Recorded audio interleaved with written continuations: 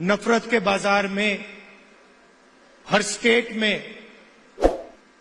हमने मोहब्बत की दुकान खोली। और आपने देखा होगा, जो पहले नरेंद्र मोदी थे 56 इंच की छाती वाले,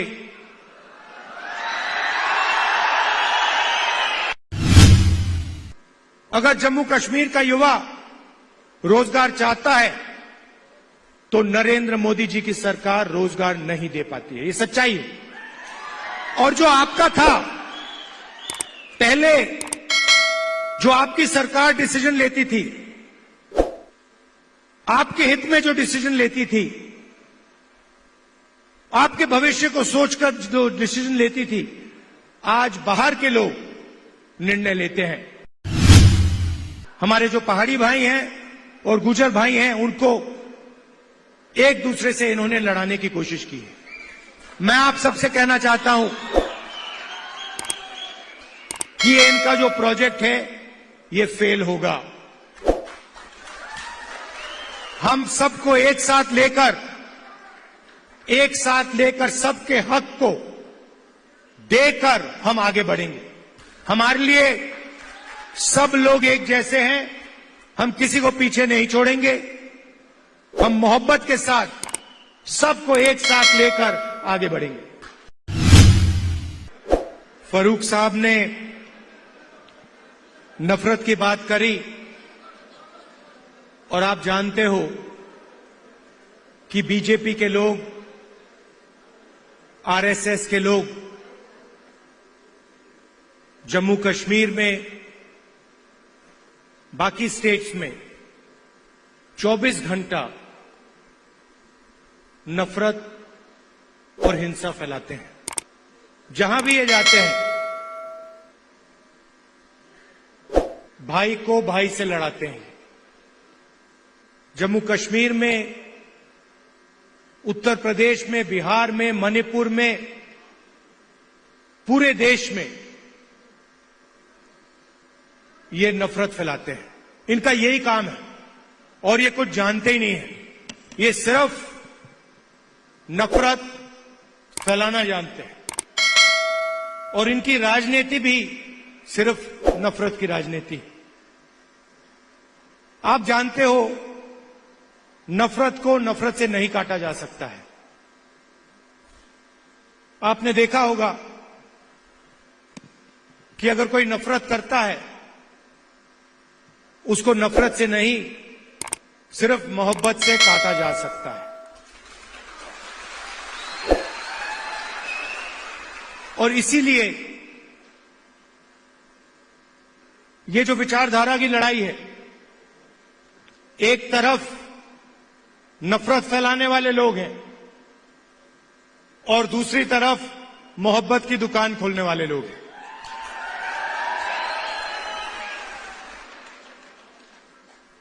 कन्याकुमारी से कश्मीर तक हम चले, उसके बाद मणिपुर से महाराष्ट्र चले, और एक ही मैसेज था कि नफरत से किसी को फायदा नहीं होता है।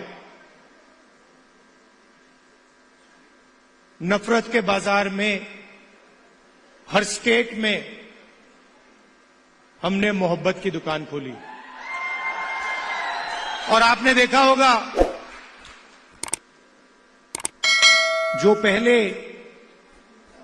नरेंद्र मोदी थे 56 इंच की छाती वाले,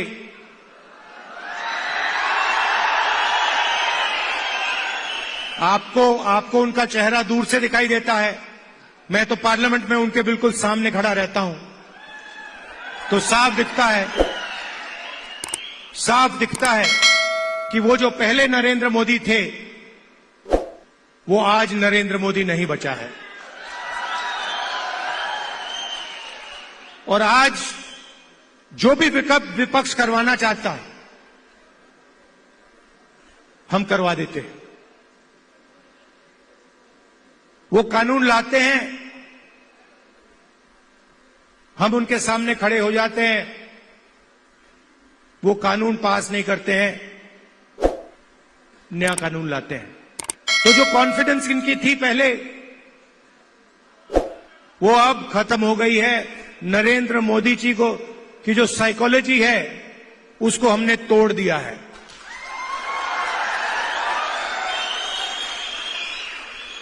वो तो उनके चेहरे पे साफ दिखता है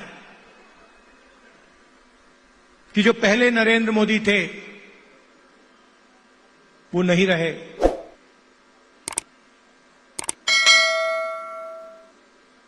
इलेक्शन के दौरान उन्हें कहा, जब प्रेशर बढ़ा, जब उन पर दबाव लगा, तो फिर चुनाव के दौरान उन्होंने कहा कि भाई मैं तो बायोलॉजिकल है ही नहीं, मतलब मैं बायोलॉजिकल नहीं हूं, मेरा डायरेक्टली कनेक्शन ऊपर है, मैं डायरेक्टली बात करता हूं।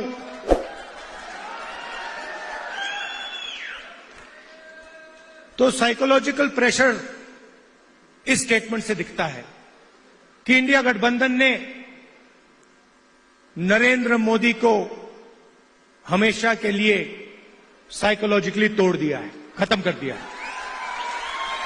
और हमने नफरत से नहीं किया, वो नफरत फैलाते हैं, हमने मोहब्बत से, बिना नफरत के नफरत को हराने का काम किया है। आप देखिए, हिंदुस्तान में यूनियन टेरिटरी को स्टेट में बदला गया है, बहुत बार हुआ है। यूनियन टेरिटरी को स्टेट बनाया गया है। स्टेट के दो भाग भी किए गए हैं। एक स्टेट को बांटा गया, आंध्र और तेलंगाना में, मध्य प्रदेश में से छत्तीसगढ़ निकाला गया, झारखंड बिहार में से बनाया गया। मगर पहली बार हिंदुस्तान के इतिहास में पहली बार स्टेट को यूनियन टेरिटरी यहां बनाया गया है।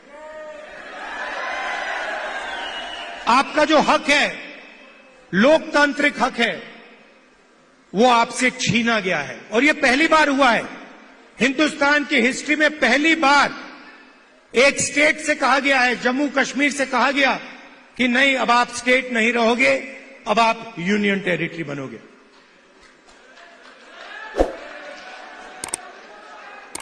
इसीलिए हमारी पहली मांग है कि एक बार फिर आपको स्टेट का हक दिया जाए और आपका स्टेट आपको वापस दिया जाए। और हम इन पे दबाव डालेंगे, प्रेशर डालेंगे और इनसे ये काम करवाएंगे। और अगर ये काम नहीं करेंगे तो फिर ये काम हम करके आपको दिखाएंगे।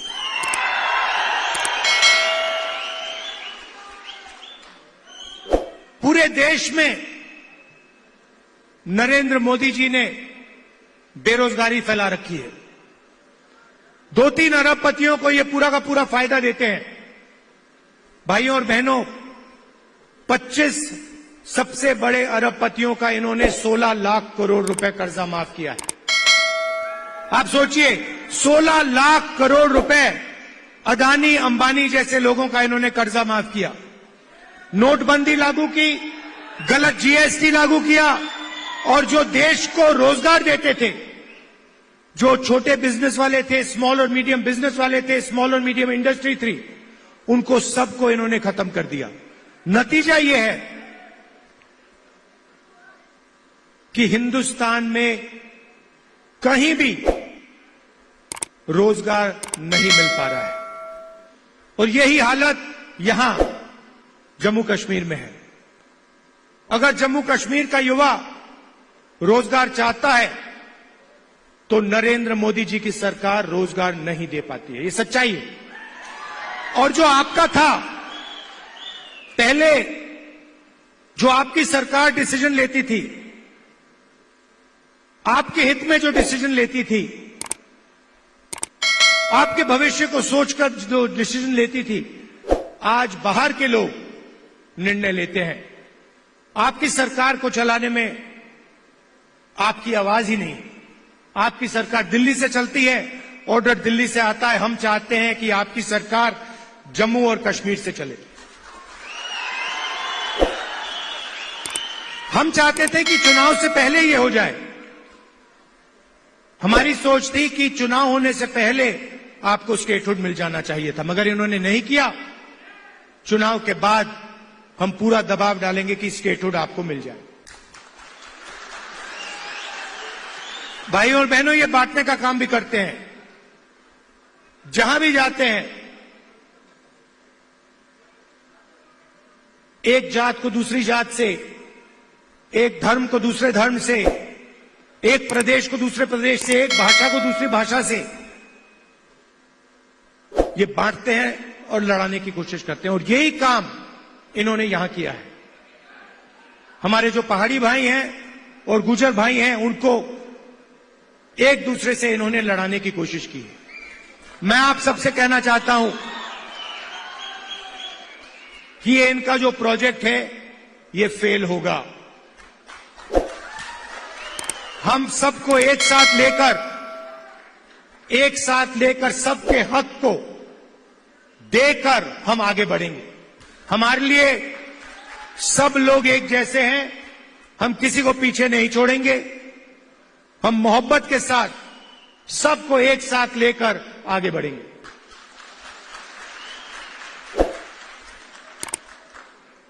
यहां पे कांग्रेस पार्टी के कैंडिडेट हैं, नेशनल कॉन्फ्रेंस के भी कैंडिडेट्स पास में लड़ रहे हैं। जहां भी कांग्रेस पार्टी के कैंडिडेट्स हैं, नेशनल कॉन्फ्रेंस के लोग, नेशनल कॉन्फ्रेंस के कार्यकर्ता, आप पूरा समर्थन उनको दीजिए। और जहां भी नेशनल कॉन्फ्रेंस के कैंडिडेट्स हैं, मैं कांग्रेस पार्टी के कार्यकर्ताओं से कहता हूं कि आप पूरे दिल से उनको समर्थन दीजिए और उनको जिताने का काम कीजिए। आप सबका मैं दिल से धन्यवाद करता हूं। इतनी सुंदर जगह यहां आपने मुझे बुलाया। कम टाइम के लिए यहां हूं। मैं चाहता हूं कि अगली बार आऊं तो 2-3 घंटे के लिए नहीं, मगर 1-2 दिन के लिए मैं यहां आऊं, आपके बीच में रहूं। और आप जानते हो कि जो भी आप चाहते हो, मुझसे जो भी आप काम करवाना चाहते हो, पार्लियामेंट में जो भी कहलवाना चाहते हो, मैं आपके लिए तैयार हूं। आपको सिर्फ हुक्म देना है जम्मू कश्मीर के लोगों को, और मैं जहां भी आपकी मदद कर सकता हूं, मैं आपकी मदद करने के लिए तैयार हूं। आप सबका दिल से बहुत बहुत धन्यवाद। नमस्कार। जय हिंद।